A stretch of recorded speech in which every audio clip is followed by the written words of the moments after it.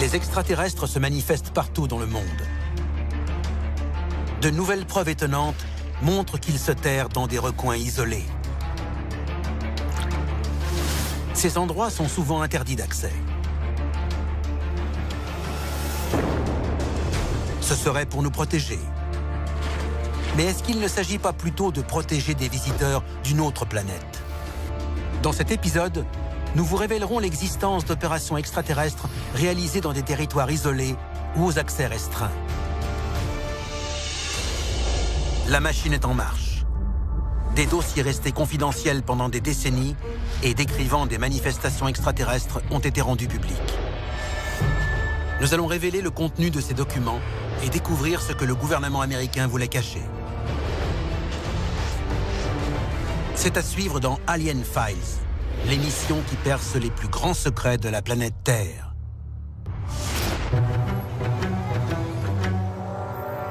Nous sommes en novembre 2012 à Ladakh, en Inde. En l'espace de 2 mois, plus de 150 ovnis ont été observés dans une région isolée, située près de la frontière indo-chinoise. D'après le Times of India, des lumières jaunes s'élèvent au-dessus de l'horizon du côté chinois et traversent lentement la voûte céleste pendant 3 à 5 heures avant de disparaître.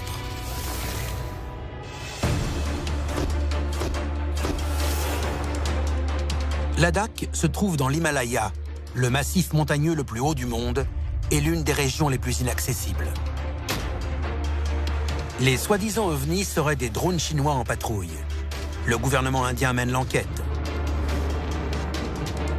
Cependant, les descriptions des ovnis ne correspondent pas aux drones chinois.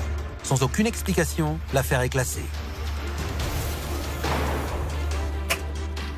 Beaucoup d'ovnis sont en réalité des aéronefs militaires, observés par des civils qui n'ont aucune idée de ce qu'ils voient. Les engins vus à Ladakh sont-ils des vaisseaux extraterrestres? Si oui, y a-t-il une base, quelque part dans les hauteurs de l'Himalaya? Ce serait une cachette idéale. Le monde regorge de contrées isolées, quasiment inaccessibles pour le commun des mortels. Des extraterrestres s'y cachent-ils? Si oui, qui a peuplé la Terre en premier? Les humains ou les extraterrestres? Ils vivent sous terre.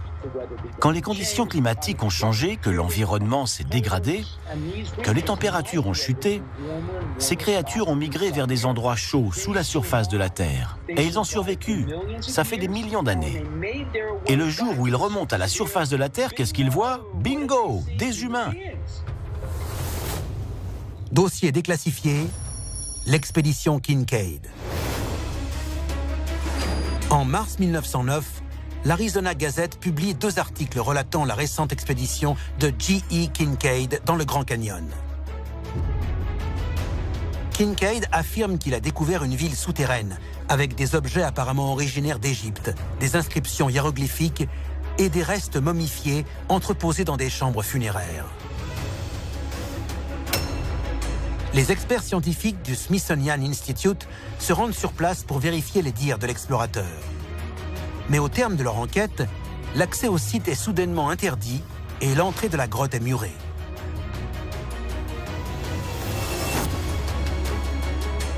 À ce jour, il est complètement fermé au public. Plus personne ne parlera de cette ville souterraine. Seuls les 2 articles de l'Arizona Gazette en auront fait mention. Pourquoi les experts passeraient-ils sous silence une découverte archéologique aussi étonnante? Et pourquoi le site a-t-il été fermé au public?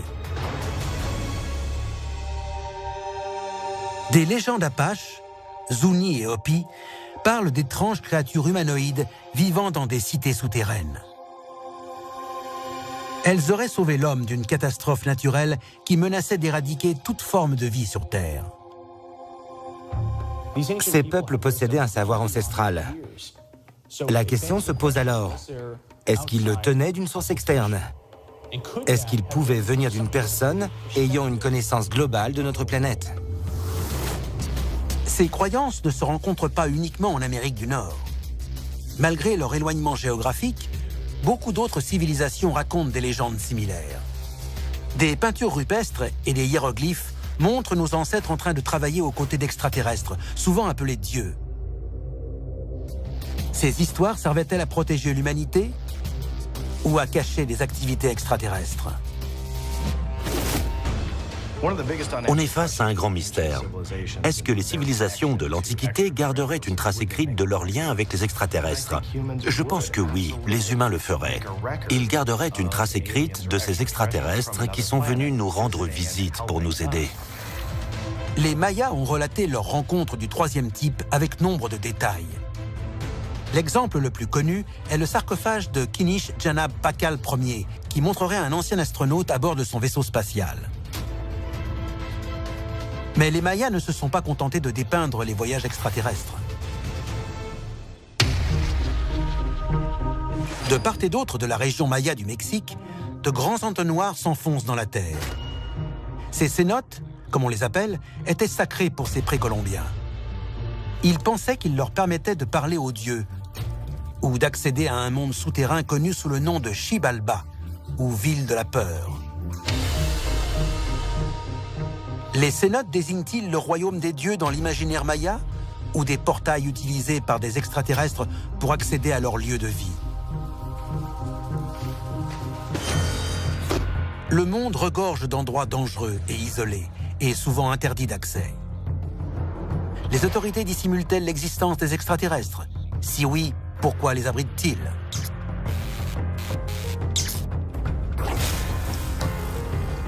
L'Europe présente un réseau de tunnels souterrains qui couvre de grandes distances, appelé Erdstall, ce qui signifie lieu souterrain. On ne connaît pas le nombre de ces galeries, dont on découvre régulièrement des entrées. L'une d'elles a même remis sous le feu des projecteurs un mystère vieux de plusieurs décennies. Dossier déclassifié, le tunnel de Fribourg. Nous sommes en 2011 à Fribourg en Allemagne. L'accès à un tunnel est découvert dans une ferme laitière. Son emplacement rappelle aux ufologues un événement marquant. Le crash d'un objet volant non identifié en 1936 dans cette même ville. Les scientifiques nazis auraient découvert les restes d'un appareil ultra sophistiqué. Ils auraient ensuite percé ses secrets afin de créer des armes plus puissantes. Dans les années 1930 et 1940, les nazis ont fait d'énormes progrès techniques. L'une de ses plus grandes inventions était la fusée V2. Elle était si perfectionnée qu'elle pouvait frapper la Grande-Bretagne en traversant la Manche. Les tunnels de Fribourg servaient-ils de base militaire aux extraterrestres? Si oui, ces créatures travaillaient-elles avec ou contre les nazis? Les endroits isolés sont idéaux pour conduire des expériences top secrètes à l'abri des regards. Justement, le désert impitoyable de l'outback australien offre ce genre de couverture recherchée par les autorités. Dossier déclassifié, Pine Gap. Officiellement, ce téléport s'appelle la Joint Defense Research Space Agency. Installé en 1970 afin de communiquer avec des satellites, il est dirigé conjointement par l'armée australienne et américaine. Au fil des années, Pine Gap aurait été transformé en laboratoire top secret destiné à étudier les appareils extraterrestres retrouvés sur les sites de crash. Mais y a-t-il une différence entre ce que l'armée dit savoir et ce qu'elle sait vraiment?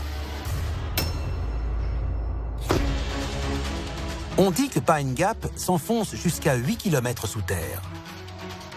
Cependant, ce qui se passe sous le désert demeure inconnu. À cause de tous les efforts déployés pour garder le lieu secret, une série d'événements inexpliqués a braqué des projecteurs indésirables sur le téléport.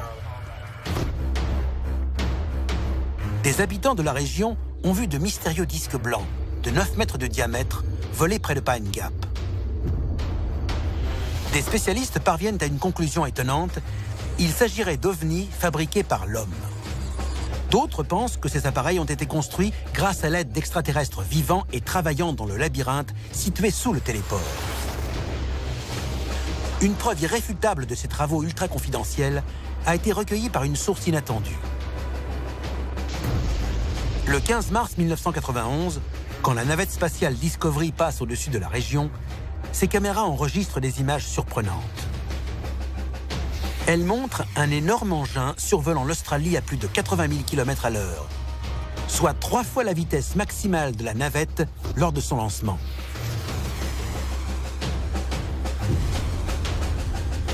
Certains estiment que cet appareil est le résultat de travaux top secrets menés à Pine Gap. Si des extraterrestres travaillent effectivement dans des lieux isolés comme ce téléport, sont-ils nos amis ou nos ennemis? Dans des bases militaires secrètes telles que Pine Gap dans l'Outback, des extraterrestres aideraient des scientifiques à concevoir des aéronefs et des armes futuristes. Pourtant, ces créatures sont-elles vraiment nos alliés? Des preuves irréfutables montrent l'existence de combats entre humains et extraterrestres au sein d'une base militaire étroitement surveillée. Dossier déclassifié, la bataille de Dulce. Nous sommes en 1977 à Dulce, au Nouveau-Mexique. Des cadavres de bovins sont découverts, mutilés. Or, aucun instrument de l'époque n'est capable d'amputer avec une telle précision chirurgicale. Ces étranges décès attirent l'attention de Paul Bennewitz, physicien et ufologue. Au cours de son enquête, menée en toute indépendance, il rencontre une femme qui prétend connaître le coupable. Sous hypnose, elle lui révèle qu'avec son fils, elle a été enlevée par des extraterrestres et emmenée dans une base souterraine.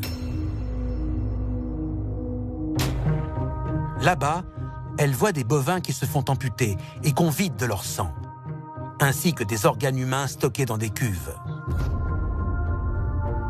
Les extraterrestres posent des implants aux personnes enlevées afin de prendre le contrôle de leur corps. Bennewitz est stupéfait par ces propos. Il surveille alors les communications passées dans la région et intercepte des transmissions en provenance d'un vaisseau spatial, si l'on en croit ses dires. Il suit cet appareil jusqu'à une zone isolée à la frontière entre le Nouveau-Mexique et le Colorado et qu'il surnomme la base de Dulce. En 1979, l'ufologue Thomas Costello s'y infiltre et en ramène des photos ahurissantes. Elle montre des extraterrestres en train de mener des expérimentations génétiques atroces sur des humains. Pire encore, Costello affirme que les sujets étaient enlevés avec l'autorisation du gouvernement américain. D'après une théorie, ces extraterrestres créent des humains de façon génétique. Et ils auraient un intérêt à modifier notre ADN ou notre mode d'évolution. À mon avis, ils voudraient façonner la créature qu'ils aimeraient que l'on devienne. Et ils seraient aussi susceptibles de créer un être basique qu'ils feraient évoluer pour obtenir le résultat qu'ils ont en tête. En parallèle, Phil Schneider, un employé du gouvernement américain, participe à la construction d'un labyrinthe de tunnels sous la base. Par inadvertance, son équipe découvre une vaste grotte où des extraterrestres procèdent à des expériences sur des prisonniers humains. Une bataille s'ensuit. Grièvement blessé, Schneider réussit tout de même à s'échapper, mais plusieurs de ses collègues perdent la vie. D'après l'ingénieur, les tunnels sous la base de Dulce ne sont qu'une fraction infime du réseau qui parcourt le sous-sol américain. Les ufologues estiment que ce réseau souterrain a peut-être été foré grâce à un engin ultra sophistiqué, le Subterrane. Fonctionnant à l'image d'un sous-marin, ce tunnelier alimenté en énergie nucléaire creuse d'immenses tunnels.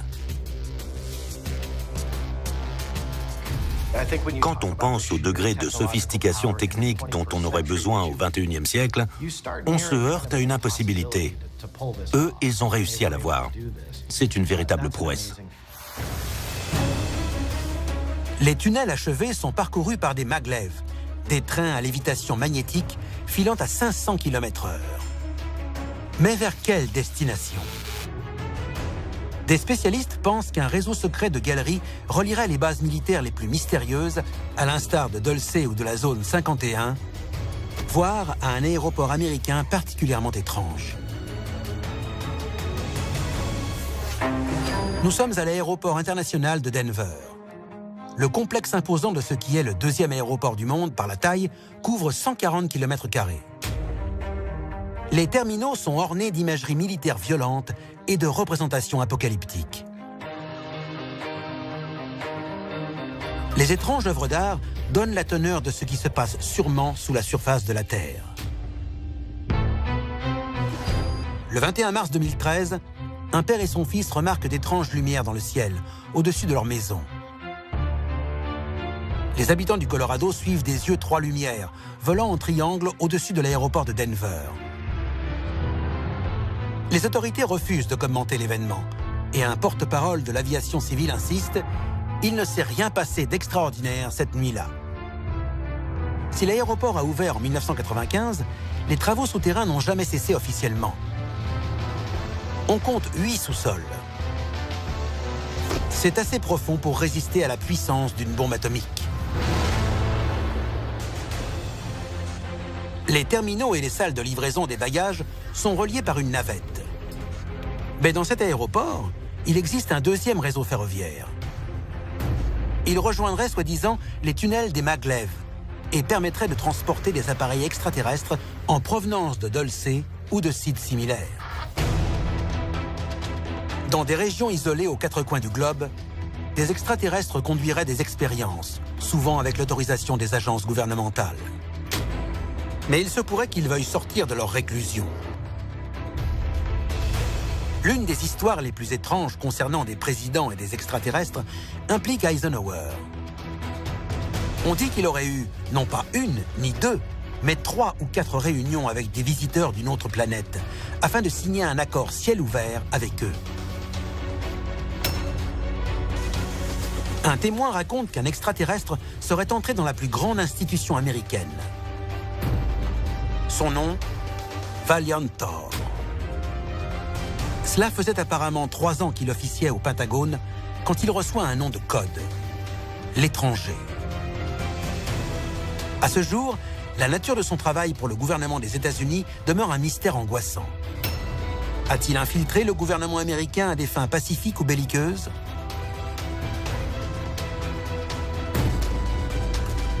Qu'adviendra-t-il de l'espèce humaine quand tous les extraterrestres vivant sous la surface de la Terre décideront qu'il est temps de se montrer? C'était Alien Files, l'émission qui perce les plus grands secrets de la planète Terre.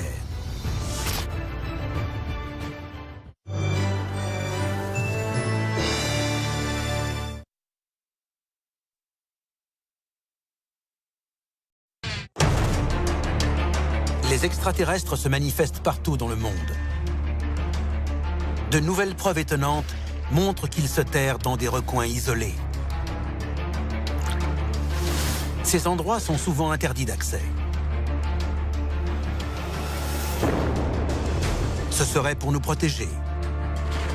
Mais est-ce qu'il ne s'agit pas plutôt de protéger des visiteurs d'une autre planète? Dans cet épisode, nous vous révélerons l'existence d'opérations extraterrestres réalisées dans des territoires isolés ou aux accès restreints. La machine est en marche. Des dossiers restés confidentiels pendant des décennies et décrivant des manifestations extraterrestres ont été rendus publics. Nous allons révéler le contenu de ces documents et découvrir ce que le gouvernement américain voulait cacher.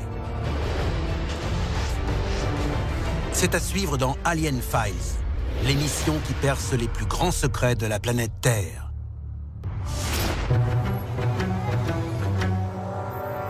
Nous sommes en novembre 2012 à Ladakh, en Inde. En l'espace de 2 mois, plus de 150 ovnis ont été observés dans une région isolée, située près de la frontière indo-chinoise. D'après le Times of India, des lumières jaunes s'élèvent au-dessus de l'horizon du côté chinois et traversent lentement la voûte céleste pendant 3 à 5 heures avant de disparaître.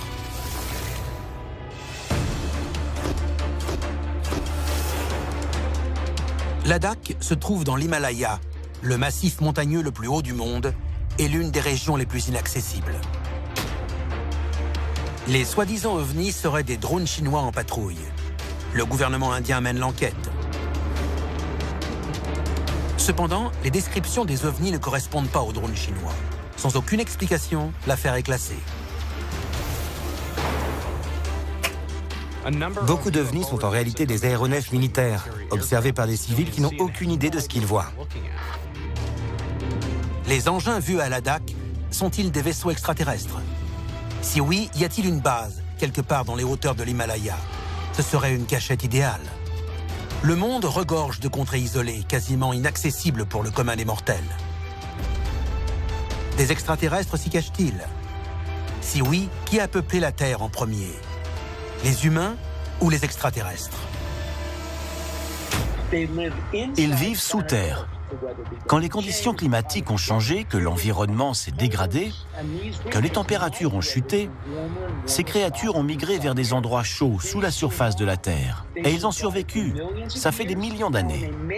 Et le jour où ils remontent à la surface de la Terre, qu'est-ce qu'ils voient? Bingo! Des humains! Dossier déclassifié, l'expédition Kinkaid. En mars 1909, l'Arizona Gazette publie 2 articles relatant la récente expédition de G.E. Kinkaid dans le Grand Canyon. Kinkaid affirme qu'il a découvert une ville souterraine avec des objets apparemment originaires d'Égypte, des inscriptions hiéroglyphiques et des restes momifiés entreposés dans des chambres funéraires. Les experts scientifiques du Smithsonian Institute se rendent sur place pour vérifier les dires de l'explorateur. Mais au terme de leur enquête, l'accès au site est soudainement interdit et l'entrée de la grotte est murée.